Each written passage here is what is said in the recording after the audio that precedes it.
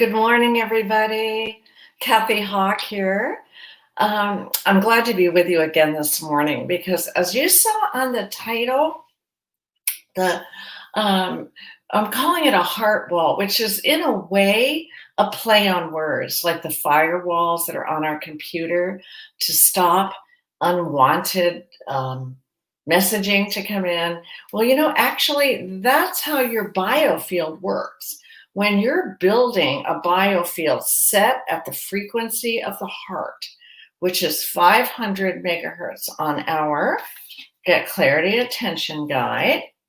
Those are scientifically measured to know the wave pattern of the heart. So this is a set at 500. And when you set this bubble, it is amazing what will happen for you. So if you do this, you will get attract the things that you desire. Desire is the language of the heart. Want is more the language of your head. It's a nuance, but it's important because we're going to be building this field here in a way that your true desires can be attracted. And how do we know we can attract them?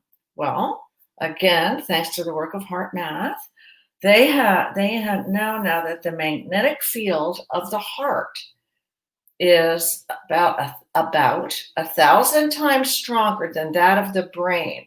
So you can have a lot of great ideas, but when you bring them down and you really meditate on them and be really clear, is this a true heart desire?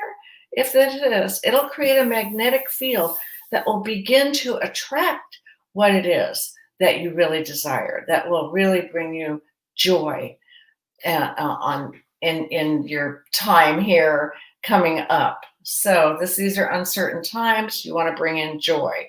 So what are some words that I added?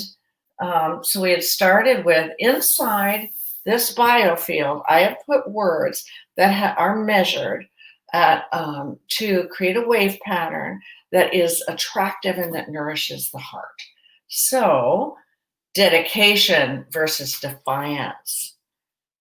Ruthlessness versus self-pity. Ruthlessness means protecting your own aliveness. That's what that means. Never act ruthlessly towards others. How to be truly appreciative of what you have, and versus blaming things and about what you don't have. So coaching versus telling. Coaching and Clarity's definition is asking very curious and questions to others, to yourself and others too.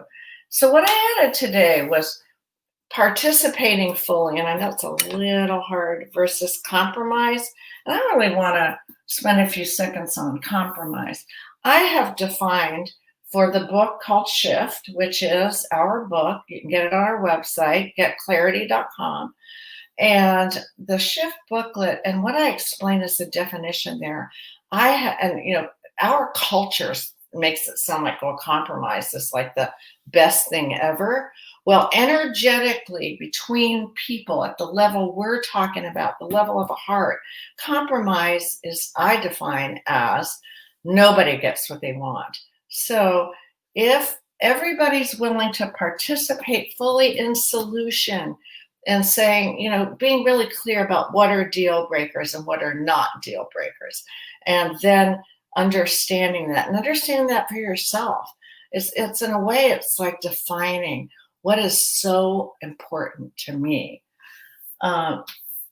Collaboration is nourishing to the heart and attractive, and its darker side is competitive. And so we're not talking, there's a place for competition. It's in athletics and games and things like that. That is the field. The field is competitive, and well, it should be.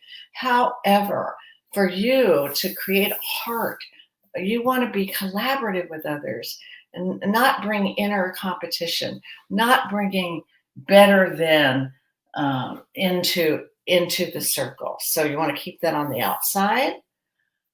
How about kindness? That's the line. Kindness is the vibration that really, really, with compassion, is what nourishes your heart. When you come at things, your viewpoint is kind and compassionate and inclusive and collaborative. So the outside, critical. So is there a place for criticism? Yes, of course. Critical thinking is a left brain function. You must have it. You must, or you just be in la la land. And so, however, um, when you use critical um, thoughts as a behavior pattern, that's when it doesn't work. Then nothing's ever good enough. You're always fussing. You're making people wrong because they're not quite right, and that's a not work. That will You'll lose heart energy with that. And then, of course, compassion versus the dark side of that is suspicion. And when you are truly compassion, when you've got a great biofield of the heart, your bubble, the heart center, what you know now is that the power of it in terms of creating light, with each beat, it has 2.5 watts. Is that amazing? You can power, you could, with your beating heart, power a small nightlight or a small radio. So, what is it? So, who cares? You're like, well, who cares if I power that with my heart? Well, you care, because when you've got that kind of energy coming from you, creating serotonin and relaxing neurochemicals in your body, and a magnetic field that's stronger than your brain, what happens is you begin to call to you the things that are truly meaningful to you. And that's what we're talking about in clarity. Get clarity is all about getting clear about what your purpose is, your calling, your true work in the world, and how to find that. It has to come from the connection that you have from your heart. So that's what I want you to think about over the weekend.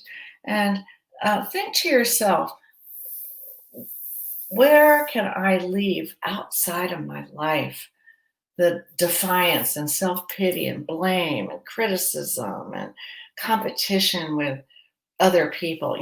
People like that, they always have to be right, no matter what. They have to, is that you? Does that ring true to you? Do you always have to be right? Or can you stop for a moment and really think about what will work best, what would be kind and compassionate, and ask better questions. Be a coach. So coach yourself first, coach others that you love later, and begin to connect all of the things that you desire to you. So you do this, you get what you want from the heart. And that's what makes my work lights on. I mean, I love that. I mean, if there was nothing else I did for the rest of my days, it would be to absolutely make sure that all of you have tools and know how to get what you want, and truly what it is that's your true heart's desire. So that's that. So think about that over the weekend. Have a really good time. I'm going to go ahead and end this, and I will see you on Tuesday. So have a great weekend.